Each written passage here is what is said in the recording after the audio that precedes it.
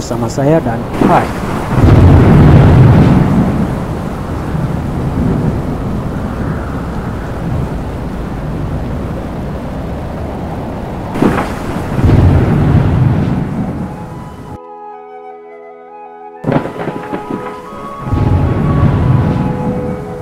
Musik klasik memang tidak pernah lekang oleh waktu. Begitu indah saat didengar, dan ajaibnya musik klasik terkadang membuat beberapa orang menjadi lebih fokus saat mempelajari suatu hal yang baru. Atau musik klasik terkadang membuat kita tertidur nyenyak. Tetapi pernahkah kamu bertanya kenapa musik klasik tak pernah lekang oleh waktu? Dan kenapa kita menyukainya? Memang jawaban dari pertanyaan itu sangat sulit untuk dijawab karena dapat dipastikan jawabannya adalah preferensi masing-masing kita. Sebelum kita cari jawaban, mari kita berkenalan dulu dengan musisi hebat klasik. Komposer musik klasik itu banyak yang hebat-hebat seperti Bach, Haydn, Vivaldi, Mozart, Chopin, Johann Strauss, Beethoven, dan masih banyak lagi. Namun, kita ambil musik klasik Beethoven yang menggema tak hanya pada periode klasik, namun juga pada periode romantik sebagai contoh, serta kisah hidupnya yang sangat pahit dalam kita mencari jawaban kenapa orang suka musik klasik. Mari kita simak kisah hidupnya. Ludwig van Beethoven lahir pada tahun 1770 atau 250 tahun yang lalu di Bonn, Jerman. Beethoven sudah mempelajari musik sejak kanak-kanak dan melakukan penampilan publik pertama pada saat usia 8 tahun. Berbeda dari kebanyakan komposer klasik lainnya, Beethoven tidak didanai oleh kerajaan atau kaum aristokrat. Dia bermain musik untuk dirinya sendiri tanpa dukungan kaum tersebut. Beethoven juga seorang yang miskin dan tuli sebelum puncak kejayaannya. Perjalanan Beethoven hingga menjadi salah satu musisi terhebat sepanjang sejarah dilewati dalam 3 periode. Periode awal, pertengahan, dan periode akhir, yang mana banyak sekali pelajaran dan jawaban yang dapat kita ambil. Pada tahun 1792, Beethoven pindah ke Wina, Austria. Ini menjadi periode awal perkembangan musiknya hingga tahun 1800.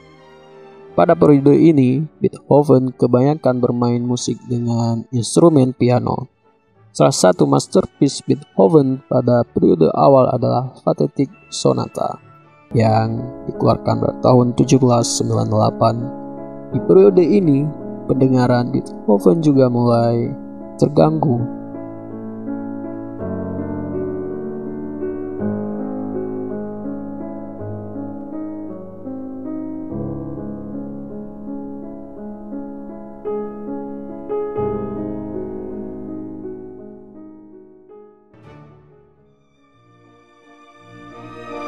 Periode pertengahan pada tahun 1800-an, Beethoven mulai mengimajinasikan musiknya melalui instrumen lain, tak hanya piano.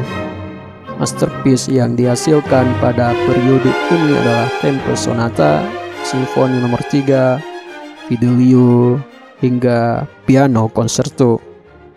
Ini adalah periode paling produktif Beethoven dengan karya masterpiece yang sangat banyak.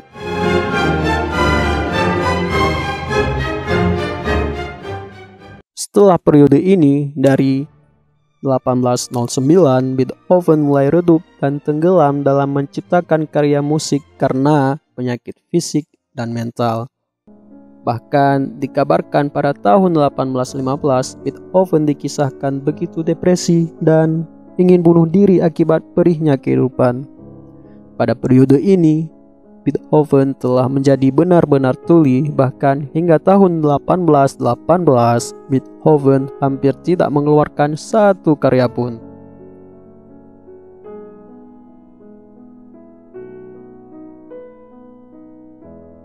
Dengan kondisinya yang tuli dan kehidupan yang begitu berat, Beethoven pada akhir periode mengeluarkan salah satu masterpiece terbaiknya, Simfoni nomor 9, yang hadir bagaikan sebuah keajaiban luar biasa yang diingat manusia sebagai salah satu hal yang paling indah yang bisa didengar oleh telinga manusia.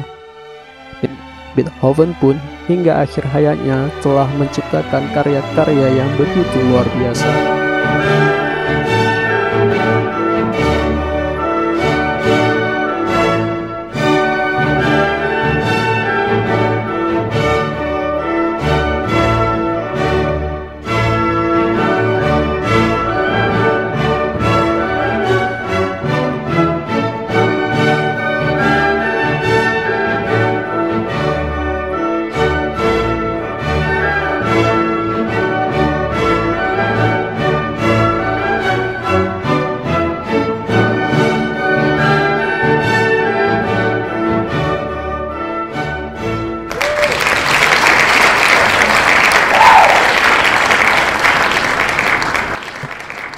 Hingga rekamannya diterbangkan keluar angkasa di sebuah roket penjelajah Voyager yang sekarang berada 11 miliar mil jauhnya dari bumi. Lalu pertanyaan utamanya, mengapa musik klasik seperti karya Beethoven begitu tak terlupakan, tidak membosankan, dan selalu banyak orang yang suka bahkan setelah ratusan tahun kemunculannya? Oke. Harus diakui sangat sulit untuk mencari jawaban untuk pertanyaan ini karena memang sifatnya preferensional. Tapi kita berusaha mengupasnya sebisa mungkin.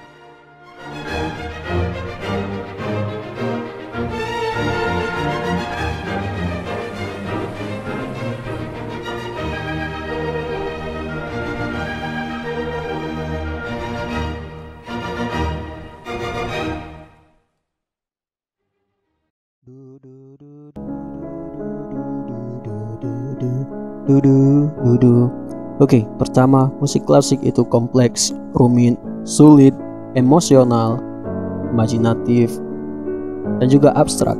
Namun dibalut seakan simple dan tentu saja sangat indah. Musik klasik seakan menjadi masterpiece umat manusia yang tak akan pernah hadir untuk kedua kalinya. Hal ini yang membuat orang selalu ingin mendengar musik klasik dan gak akan pernah bosan karena karakteristik itu. Karakteristik demikian juga membuat musik klasik seakan tidak pernah usang dimakan zaman.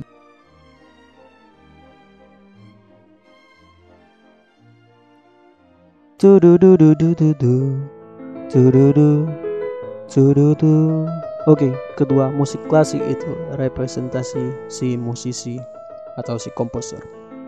Yap, komposer adalah dalang utama sebuah musik klasik. Musik klasik bisa saja adalah kisah kehidupan seorang komposer yang dibalut dalam musik. Lihat saja, melodinya kadang berwarna seperti ia sedang marah, betapa frustasinya hidup, sedang senang,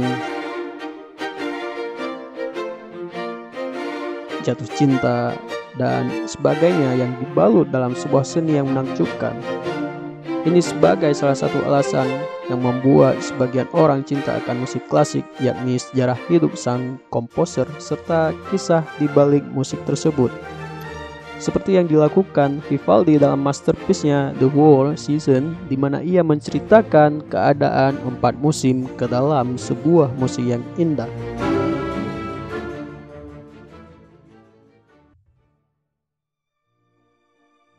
Ketiga, musik klasik itu membangun imajinasi penikmat musik. Alasan kenapa mendengar musik klasik itu membangun imajinasi menurut penelitian neuroscience adalah musik klasik dapat mempengaruhi sistem saraf manusia. Juga saat mendengar musik klasik, kita akan otomatis mengimajinasikan sebuah kisah sesuai representasi kita terhadap melodi, ritme, dan harmoni lagu klasik. Efek ini sering disebut musical geography atau imajinasi yang ditimbulkan berkat kombinasi karakteristik musik, budaya, dan pengalaman si pendengar. Mari kita contohkan salah satu musik klasik ini. Mungkin saya mengimajinasikan dua orang sedang memadu kasih di sebuah planet. Oleh karena itu, banyak orang yang mendengar musik klasik karena sensasi imajinatif yang dibawanya.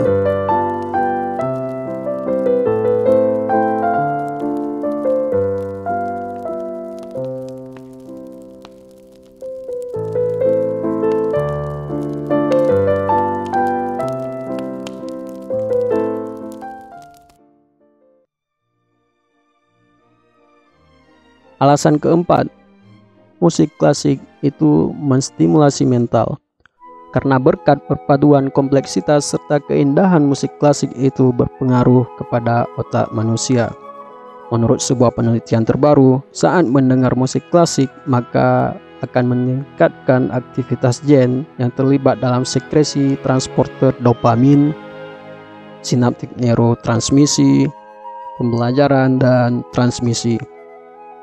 Hormon dopamin sendiri adalah senyawa kimiawi di otak yang mempengaruhi kemampuan mengingat, menggerakkan anggota tubuh, dan pengendali emosi, sehingga hal itu membuat sebagian orang bisa bahagia, mengurangi stres, mudah belajar, hingga mengubah mood.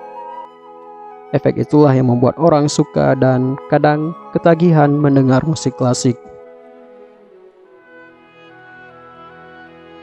Alasan tersebut menjadi sedikit dari banyak alasan mengapa orang suka musik klasik dan tak akan pernah bosan untuk mendengarnya, walaupun ia telah berumur berabad-abad. Walau sang komposer telah beratus-ratus tahun meninggal dunia, namun musiknya akan terus hidup dan diingat sebagai salah satu pencapaian terbesar umat manusia. Terima kasih Bach, Mozart, Haydn, Vivaldi, Chopin, Beethoven, dan musisi-musisi hebat lainnya. Jangan lupa komentar dan like kalau suka. Oke, thank you guys for watching. See you later.